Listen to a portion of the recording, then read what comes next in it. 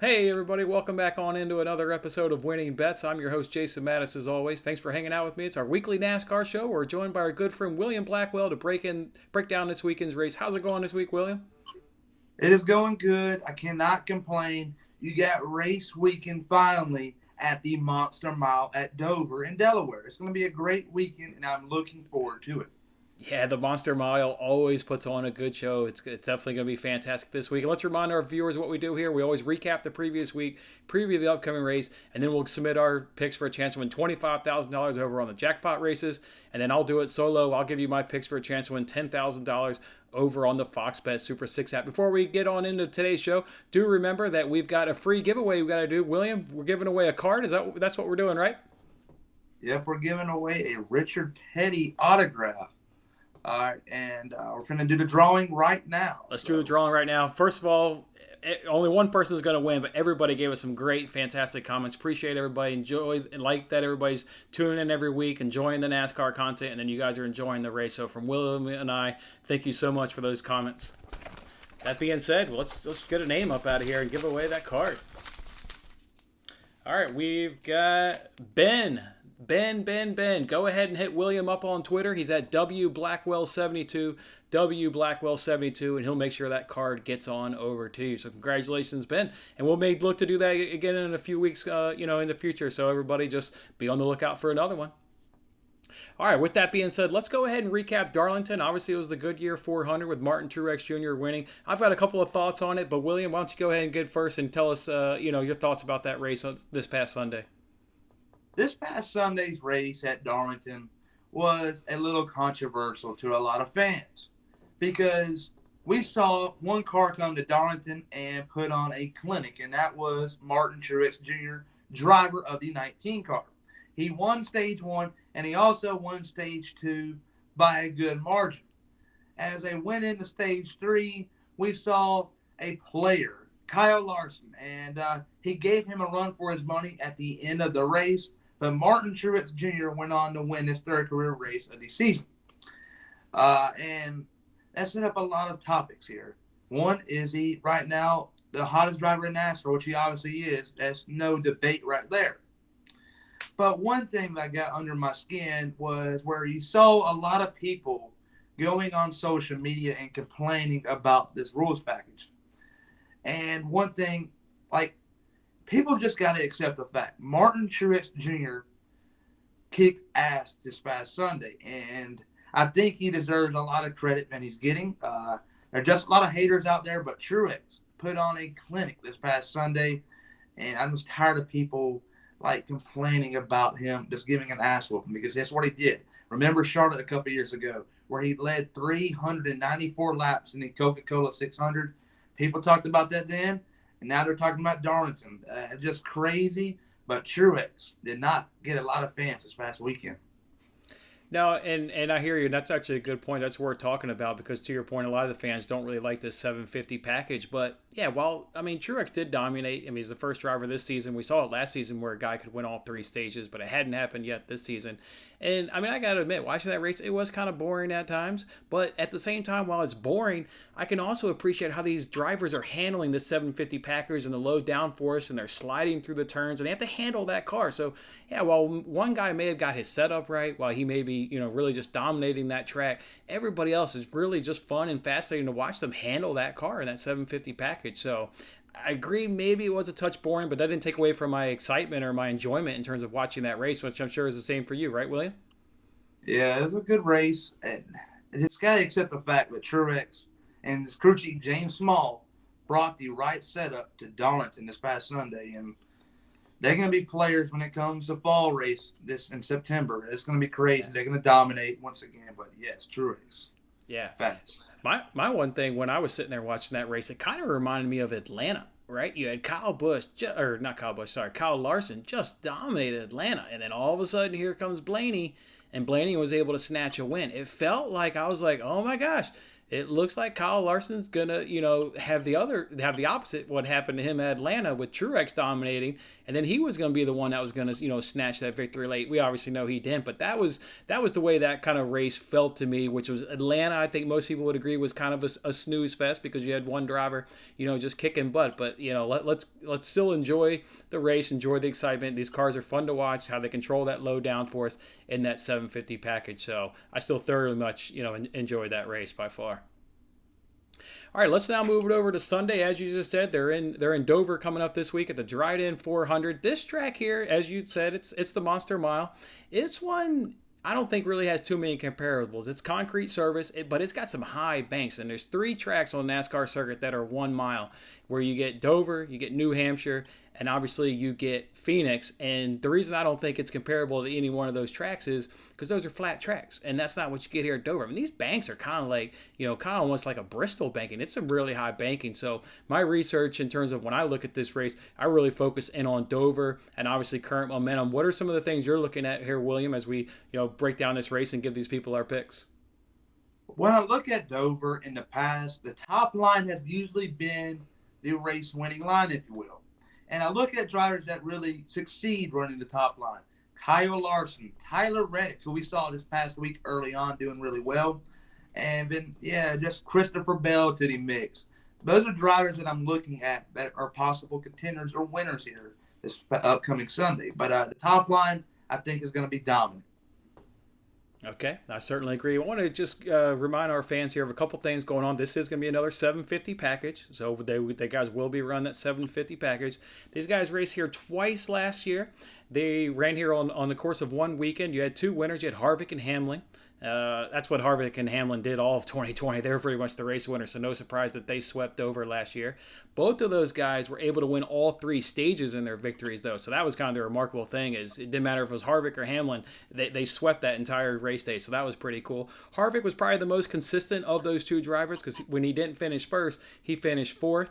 Truex, though, he finished 2nd in both of those races. So if you're not looking at Harvick this week and you're not looking at Hamlin, maybe you're looking at Truex. But that was kind of his story last year, is always finishing 2nd, 3rd. He couldn't quite get the win.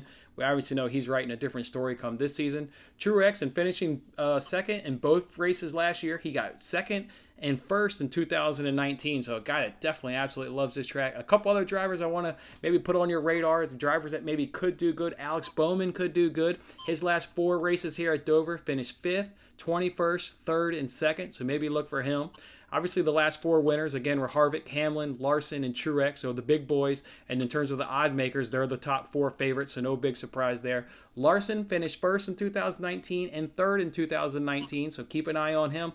2 top 3 finishes. And then one other driver I want to just throw on everybody's radar is Chase Elliott. His last 4 races here at Dover, 38th, 5th, 39th, and 5th. He had a mechanical issue, and he had an accident resulting in those 2 low finishes. So it seems like a driver that likes his course, and as long as he can stay out of trouble, he can have himself a good, solid finish this weekend. All right, with that being said, let's jump on into the Jackpot Races, where we can win $25,000. You guys know how this goes by now. They give you 6 groups of drivers. You got to pick the driver to finish best amongst the group, and then you got to give them a winner, and you got to give them a second-place driver. Let's start it off with Group 1. Where you got Hamlin, Truex, Larson, Elliott, and Logano. I'll let you go ahead and take first this time, William. Who you got in that group? All right, in Group 1, I am going to pick a race winner from Dover a year ago here, and that would be the 11 car of Denny Hamlin. Denny Hamlin is going to have a good run this Sunday, but is he my race winner? I'll get to that in a minute, but yes, I'm picking Denny Hamlin for this first round. All right, nice solid choice there. I'm going to go ahead and go with Martin Truex Jr. And the last time I picked Martin Truex Jr. coming off a win, that didn't treat me all that well. But I like how we're running the 750 package again, as they did last weekend. So, yeah, he just dominated last week, obviously. It's definitely like that. His last 6 races here at Dover, he's got the 2nd best average finish and the 2nd best driver rating. He's got 1 win and 5 top 5s. And the driver who is better than him in all of those stats aren't in Group 1. So, yeah, go ahead and give me Martin Truex Jr. right there. All right, let's go ahead and now move it over to Group 2, where we've got Byron, Harvick, Kyle Busch, Keselowski, and Blaney. I'll go ahead first here. I'm going to go ahead and take Kevin Harvick, because that one driver that Truex wasn't as good as, it is Kevin Harvick here. all 6 races, his last 6 races here, they've all finished in the top 10. He's the only driver that can say that. Again, he's got the best average finish, best driver rating, 2 wins, and he's heating up a little bit. He's got 3 straight finishes now in the top 10. It could be his weekend coming up this weekend, so I'll go ahead and go with Kevin Harvick. What about you, William? My pick for round 2 this Sunday at Dover is going to be the 24 car of William Byron. William Byron right now is on a hot run with a lot of consecutive top 10 finishes. And just coming off a 4th place finish this past weekend at Darlington, that is really big here. And it makes me think. He's already got a race win under his belt in 2021. But what has led him to all the success early on? One thing that the broadcasters for MRN, Fox, NBC, they're all forgetting and giving no credit to his crew chief, Rudy Fugle. Rudy Fugle and William Byron were together early on with KBM in the Truck Series many years ago, and they had a lot of success. They fell short of winning the championship, but they did have a great run for it. And this past offseason, William Byron's old crew chief, Chacken, now stepped down to take a higher role at Hendrick Motorsports, and it left them with a job opening. I said this multiple times. Rudy Fugle took over, and he's done really well, and the media fails to give him credit, and that gets under my skin and bothers me. So William Byron's going to have a good run this weekend at Dover, and his crew chief, Rudy Fugle, is going to be a big reason why he does so. That's an awesome pick. The fans here of William Betts will love that you pick William Byron, because on my daily sports betting show, we've cashed William Byron tickets 3 straight weeks now. He is making us some money. To your point, he's one of the hottest drivers. 10 straight top 10s.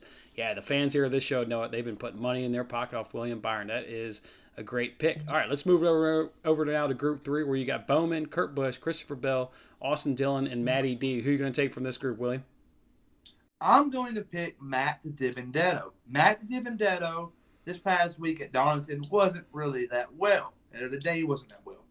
But the weeks prior, he went to Kansas, brought home a top 5 finish, and he also obviously had a chance to win at Talladega, but he blew it. But I think he's going to go to Dover, turn things around, and bring home the 21 car in a top 10 finish. And that's going to be much needed. All right, you've got Matty D. I'm going to go ahead and give this one to Christopher Bell. When I looked at Christopher Bell, amongst the drivers in this group, he would have won, this contest for this race here. He would have been the winner. And remember, they're using the same package, so that really matters to me. And then when I had it narrowed down between Bell and Bowman on this one, I looked at the previous 750 package races that were ran this year. Christopher Bell's average finish is 8.5. Alex Bowman is 16.25 average finish. So Christopher Bell's got him beat there. And in those 4 races where the 750 package was used earlier this season, Bell beat him in 3 of those 4 races. So go ahead and give me Christopher Bell there. All right, for Group 4, let's move it over now where we got Stenhouse, Reddick, Bubba Wallace, we got Busher, and we got Almirola. I'll go first here. I'm going to go ahead and give this one here to Tyler Reddick here. I liked his performance at Darlington. You mentioned the high line. That was the reason why I picked him last week, because I thought the high line was going to be good at Darlington. I agree with you again. The high line will be good here again at Dover. And he easily has the second best average finish and driver rating amongst this group. The second best.